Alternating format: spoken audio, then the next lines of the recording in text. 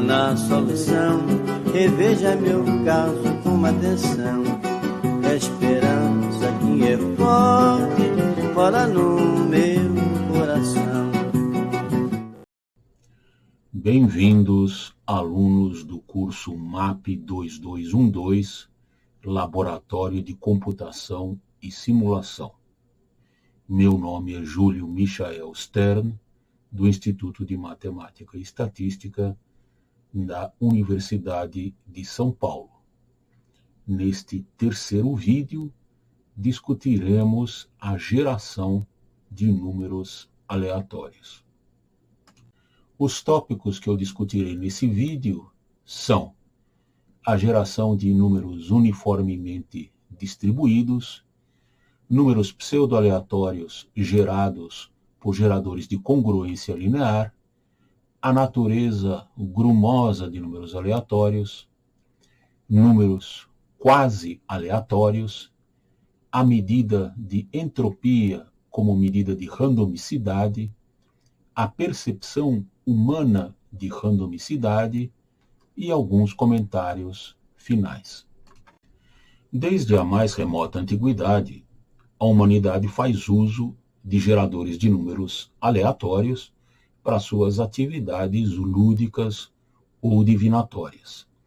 Na parte de cima da figura, vê-se à esquerda um peão de 6 faces e à direita um peão duplo de 6 faces, que é, portanto, capaz de gerar 36 resultados diferentes.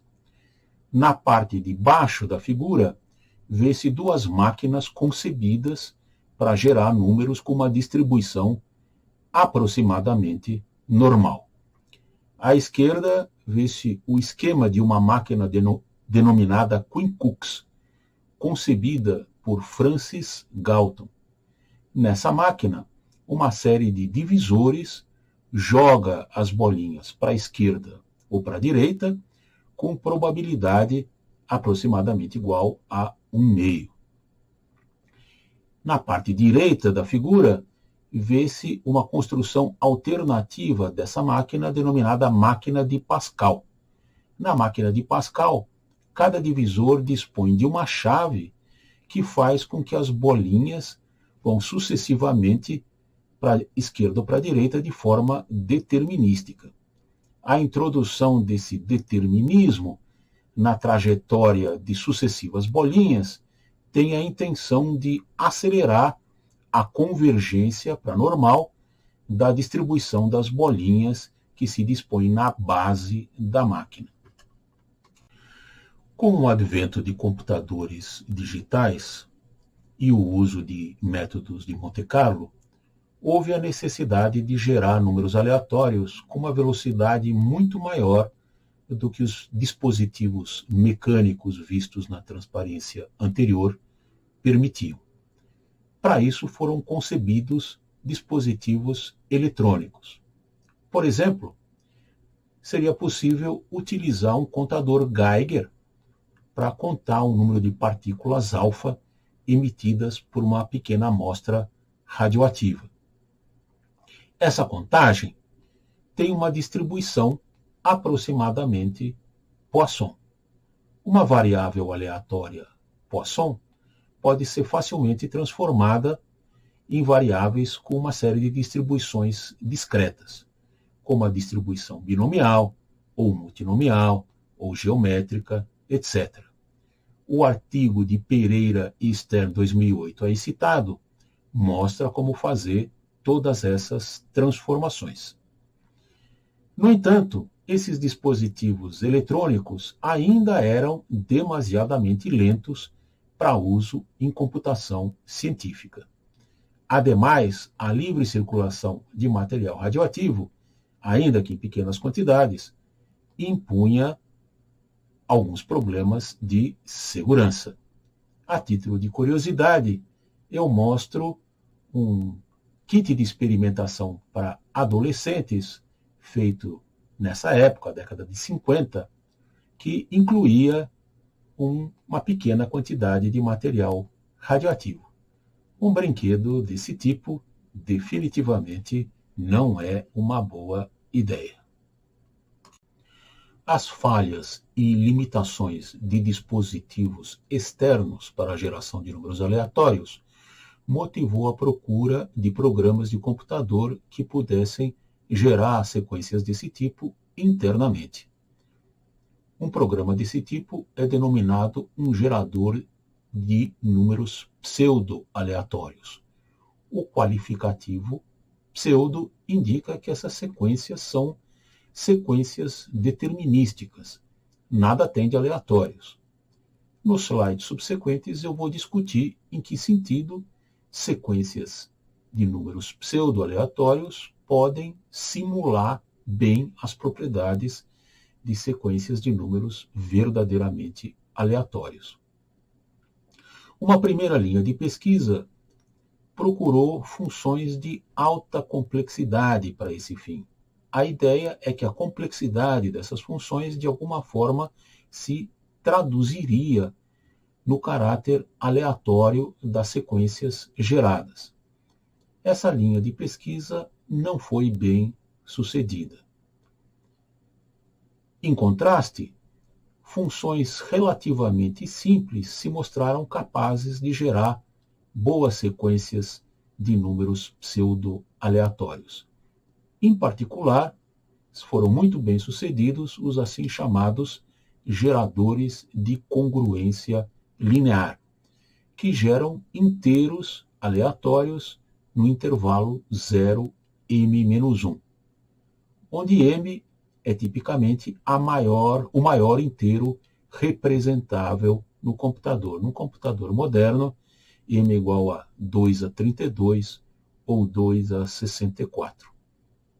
Um gerador de congruência linear começa de um ponto inicial, x0, denominado semente. A partir daí, a relação de recorrência que está no centro desse slide vai gerando os números consecutivos nessa sequência.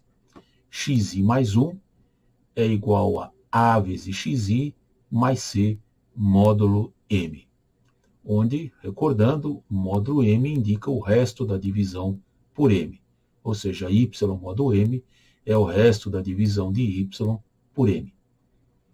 Dado um inteiro xi entre 0 e m, esse número pode ser facilmente transformado num número ui em ponto flutuante no intervalo 0, 1. Basta tomar ui igual a xi dividido por m.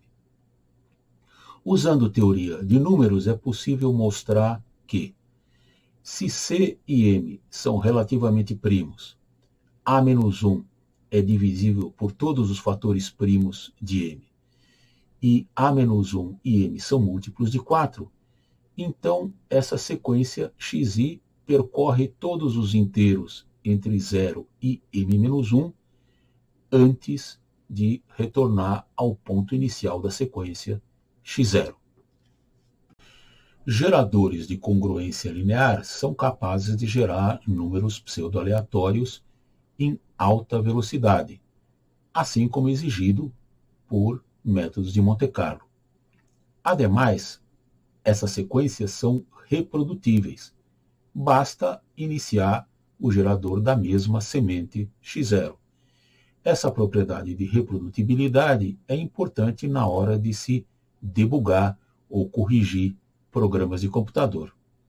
Todavia, geradores de congruência linear não são uma solução universal. Em particular, eles exibem correlações de longo alcance. Isso pode ser um problema se a gente precisar utilizar cadeias relativamente longas, relativamente em relação ao tamanho total do período da cadeia, M. Ademais, cadeias desse tipo são preditíveis, isso é, sabendo A, C e M e observando um número suficientemente grande de elementos na sequência, um observador pode ser capaz de adivinhar o próximo elemento da sequência. Isso torna esse tipo de gerador inútil para aplicações criptográficas. Geradores para uso criptográfico não serão objeto de estudo nessa disciplina. Elas são objeto de estudo em disciplinas na área de criptografia. Para uso em computação científica, a propriedade de impreditibilidade não é relevante.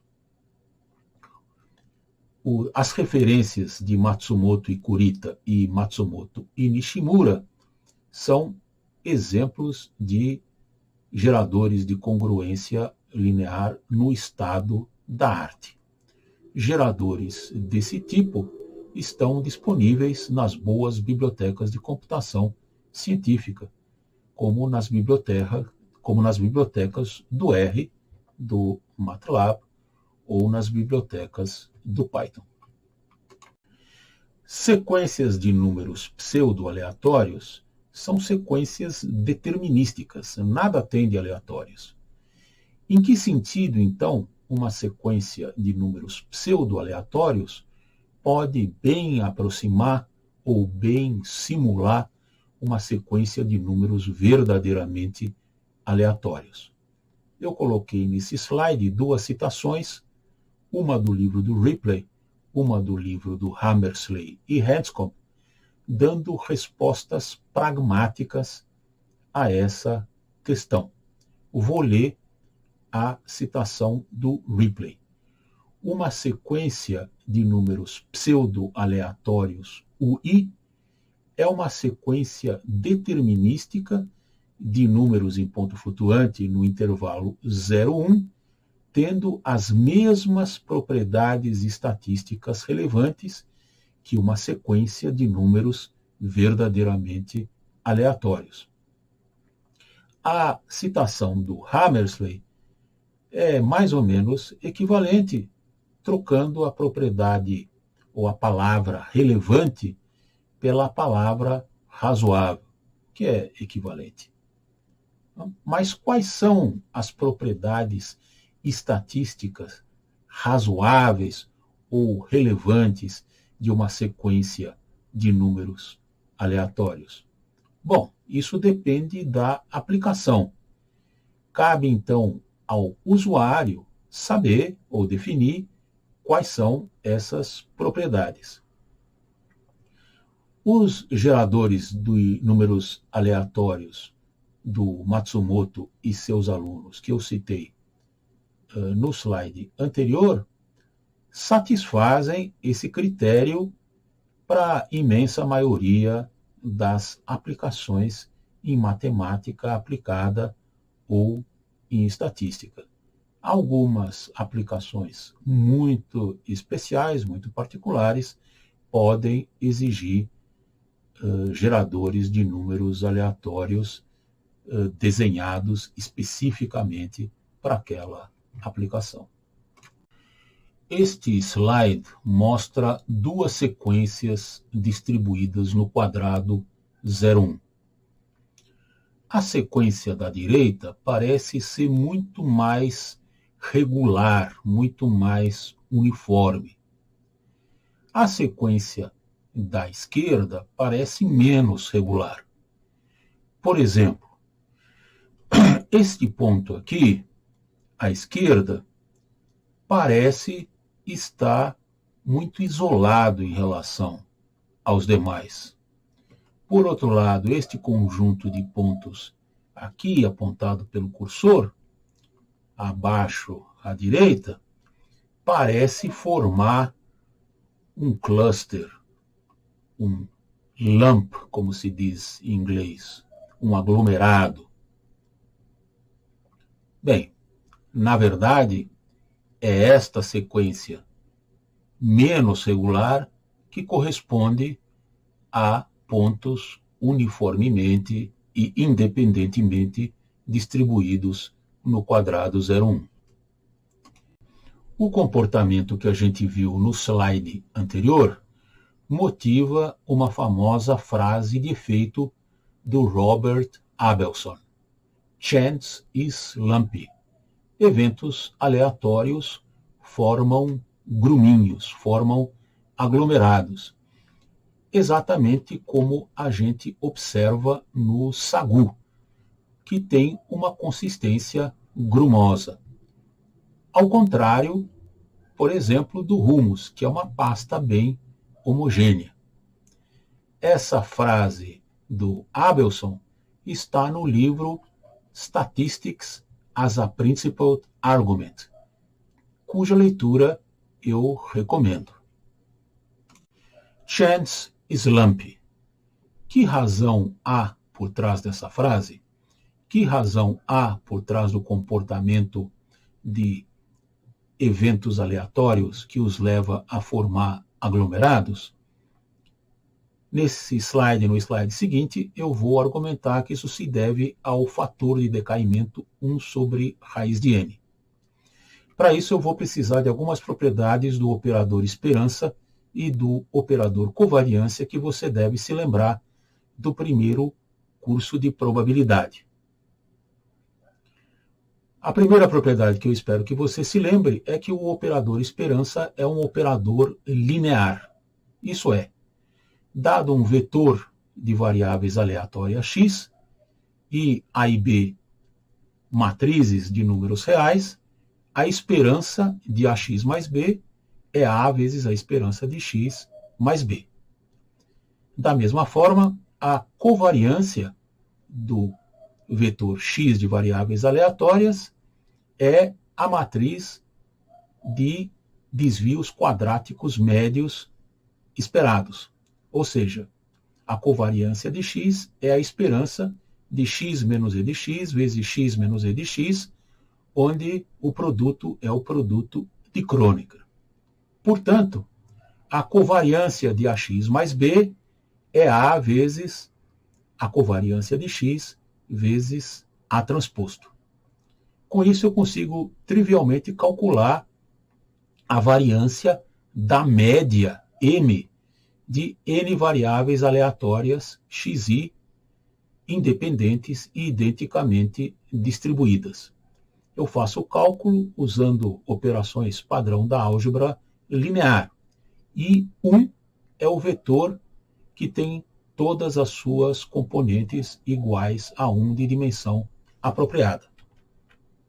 Fazendo as contas, eu chego à conclusão que a variância da média é sigma ao quadrado, a variância de uma única das variáveis aleatórias xi, dividido pelo número total de variáveis n, sigma quadrado sobre n.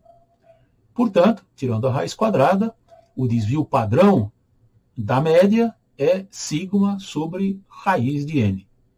Ou seja, o desvio padrão da média de n variáveis aleatórias independentes e identicamente distribuídas converge para zero, mas converge muito lentamente, converge com velocidade 1 sobre raiz de n. Isso explica o fato de que, mesmo para um número n razoável, eu ainda observo variâncias grandes no processo, o que me levam a formar aglomerados de um lado ou pontos isolados ou rarefeitos do outro. Segue uma questão para sua consideração. Dado n pontos xi distribuídos independentemente com distribuição uniforme no quadrado menos 1, 1, qual a distância esperada entre um ponto xi e a origem 0, 0, ou o desvio padrão da distância entre dois pontos xi e xj, onde a distância está sendo medida na norma P igual a 1, a 2 ou infinito. Considere essa pergunta e escreva as suas respostas na forma de um pequeno relatório em LaTeX. Retornemos à transparência de número 8. A sequência da esquerda é uma sequência de números pseudo-aleatórios, que imita bem uma sequência de números verdadeiramente aleatórios, independentes, com distribuição uniforme no quadrado 0, 1. A sequência da direita, no entanto, tem propriedades interessantes. Ela é mais homogênea, mais regular do que uma sequência de números verdadeiramente aleatórios. Uma sequência desse tipo é denominada uma sequência de números quase aleatórios. Em seguida, vamos ver como gerar sequências deste tipo. Esta transparência ilustra a construção de uma sequência de números quase aleatórios usando o método de Houghton-Hammersley. Eu vou ilustrar esse método para a construção de uma sequência de 8 números, mas eu poderia usar esse método para gerar n igual 2 elevado a k números para qualquer potência de 2. A primeira coluna contém os números de 1 a 8 escritos em notação decimal, em base 10. A terceira coluna contém esses mesmos números escritos em notação binária, em base 2. Então, por exemplo, o número 6 é escrito em notação binária como 1, 1, 0.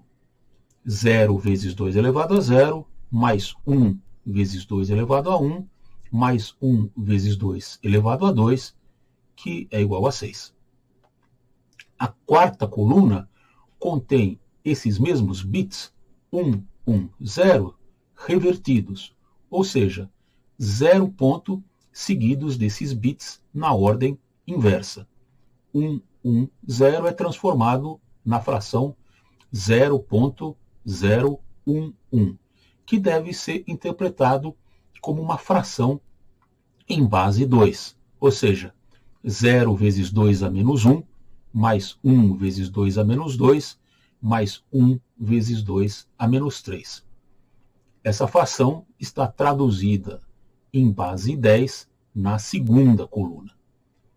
A primeira e a segunda coluna me dão a abscissa e a ordenada da sequência quase aleatória com 8 pontos. A abscissa é 1 oitavo, 2 oitavos e assim por diante até 8 oitavos, e as ordenadas estão na segunda coluna.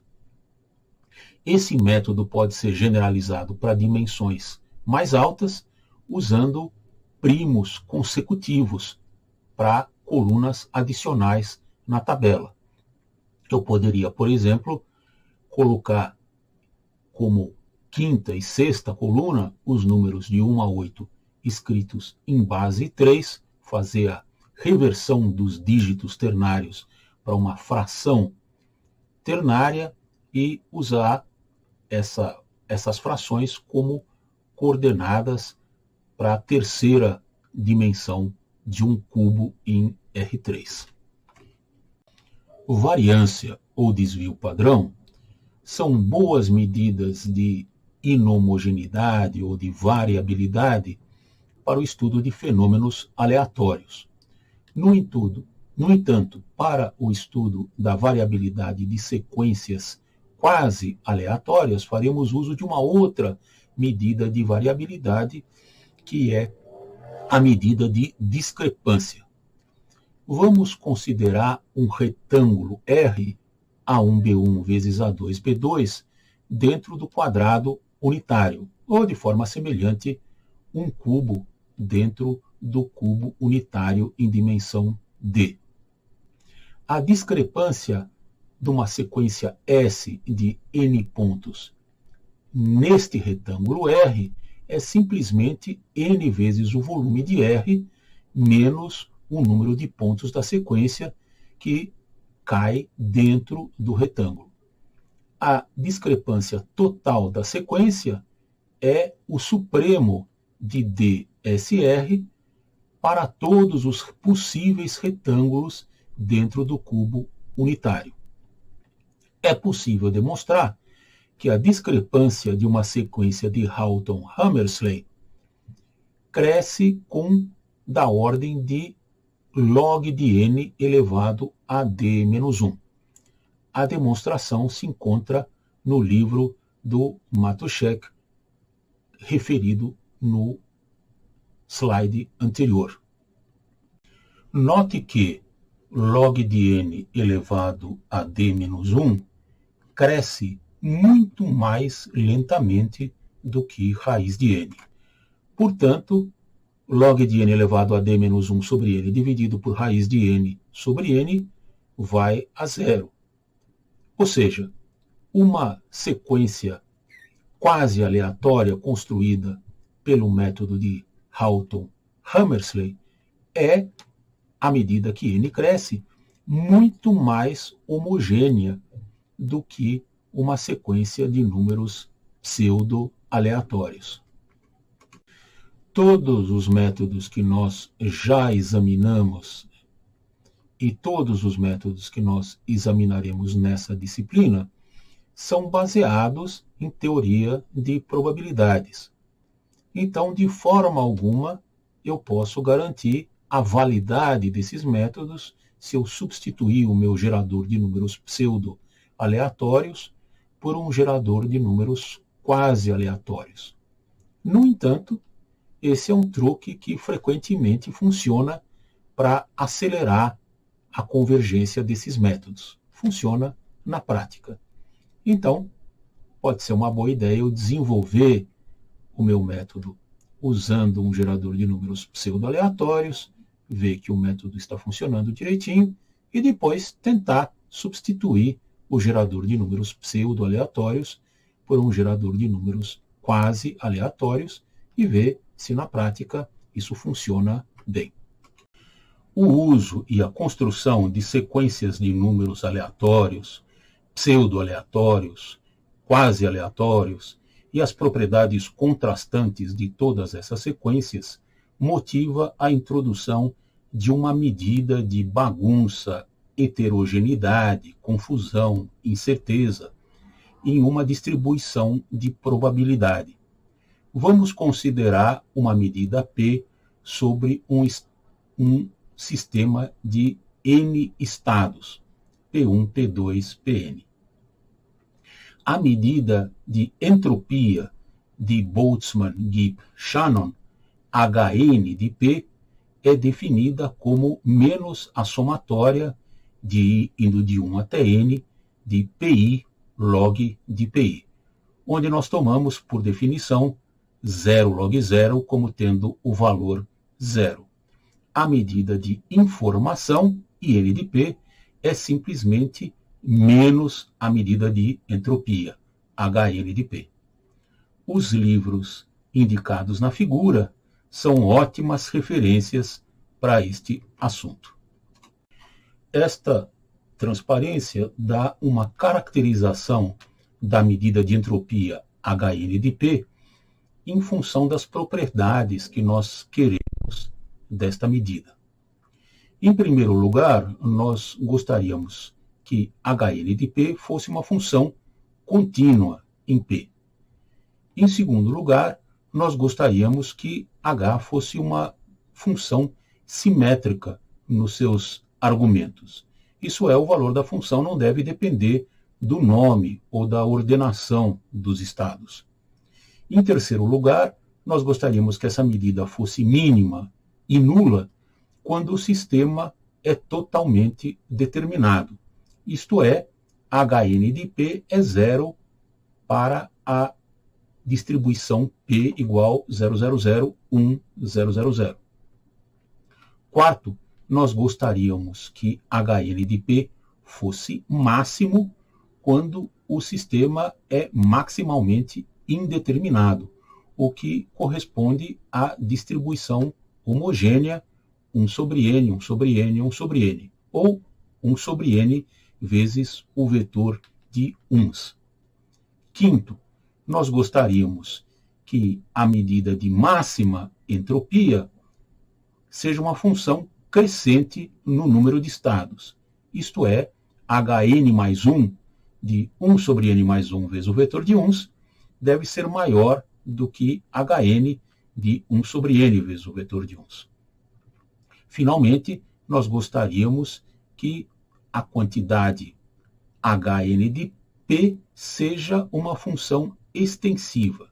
Isto é, se nós tivermos dois sistemas, o primeiro com n estados, o segundo com M estados, o primeiro regido por uma distribuição P, o segundo regido por uma distribuição Q, vamos considerar o estado composto em que a probabilidade do primeiro sistema estar no estado I e o segundo sistema estar no estado J é RIJ igual PI vezes QJ.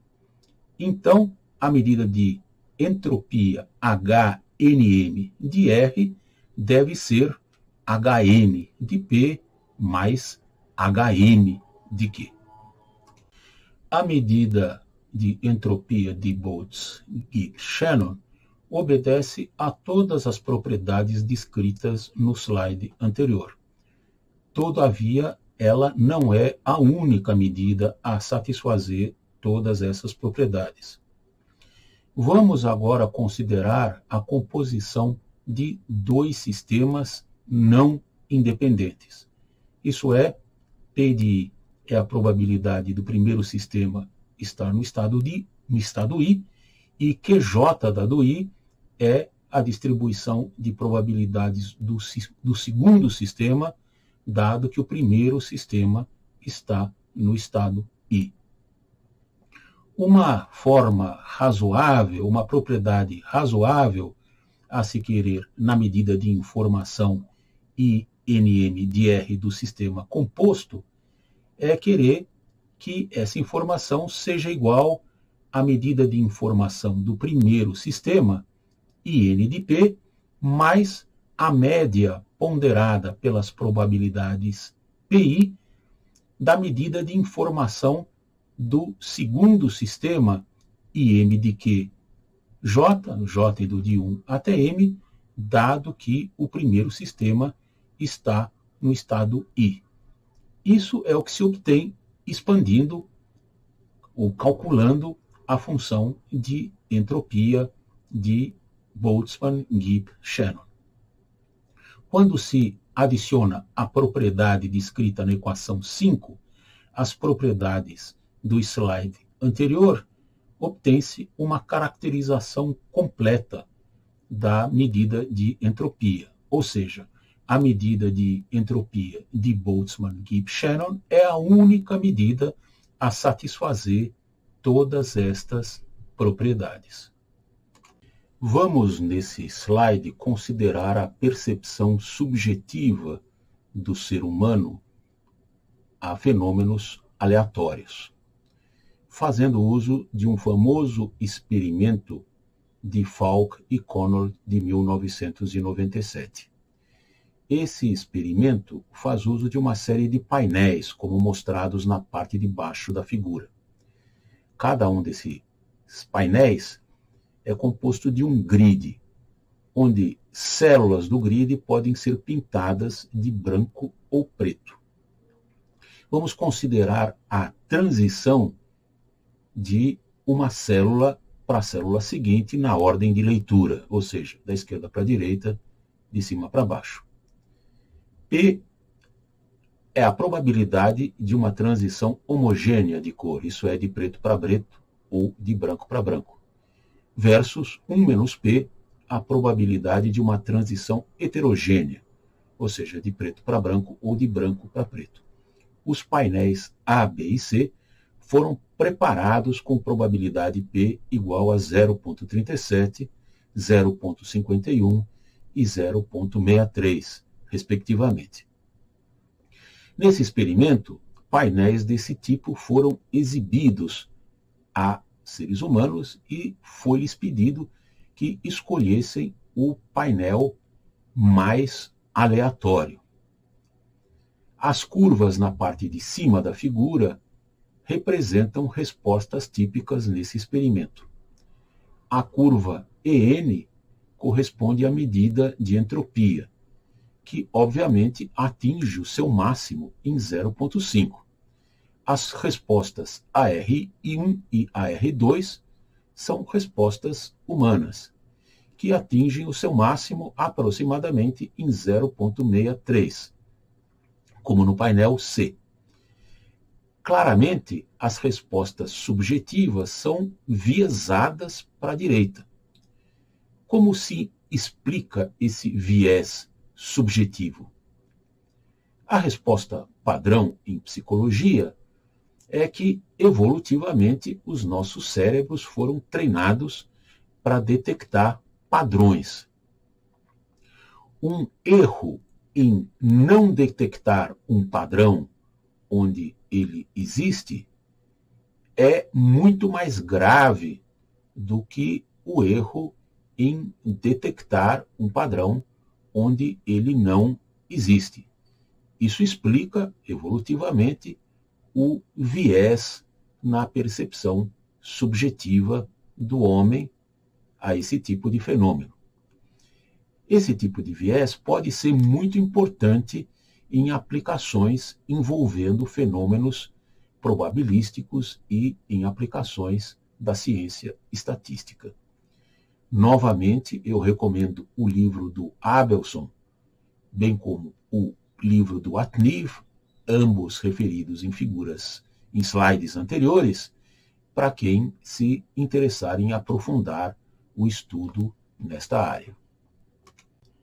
Para essa aula, eu havia preparado um exercício-programa um pouco mais refinado. No entanto, considerando os tempos difíceis em que estamos, eu vou simplificar um pouco o terceiro exercício-programa. Vou, então, colocar como terceiro exercício-programa a versão B que aí está. Use as rotinas que você entregou ou preparou para o seu segundo exercício-programa e considere trocar o gerador de números pseudo-aleatórios por um gerador de números quase aleatórios. Com essa troca, as suas rotinas de integração pelo método de Monte Carlo melhoraram? Empiricamente, quão melhores ou não essas suas rotinas de integração se tornaram, estão rodando.